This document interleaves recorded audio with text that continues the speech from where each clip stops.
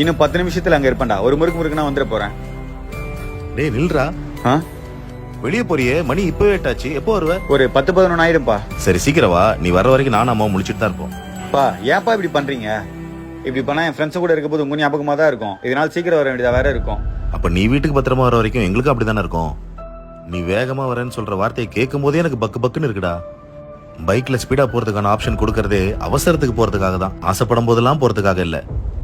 50 kilometre வேகத்துல போனா 10 kilometre 30 நிமிஷத்துல போய் சேர்ந்துடலாம். அதே 100 கிலோமீட்டர் வேகத்துல போனா மிஞ்சி போனா 10 நிமிஷம் தான் சேவ் பண்ண முடியும். அதுல என்ன கோட்டையா கட்ட போற? முன்னெல்லாம் ரோடு கிராஸ் பண்றவங்க தான் பாத்து போவாங்க. இப்பெல்லாம் பைக்ல போறவங்க தான்டா பாத்து போக வேண்டியதா இருக்கு. இப்ப இருக்க ஜென்மங்கள்லாம் ரோட பாத்து எங்க போகுது? போனை பாத்துக்கிட்டு தான் போகுது. பெத்தவங்க சொல்றதெல்லாம் பிள்ளைங்களுக்கு வெறும் குறைய மட்டும் தான் தெரியும், பாசமா தெரியாது. சரி இதுக்கு மேல ஓ இஷ்டம்டா. நீ எப்போ வேணாலும் வா. அது வரைக்கும் நாங்க முடிச்சிட்டு தான் பார்ப்போம். பா நான் 10 மணிக்குள்ள வந்துடுறேன்ப்பா.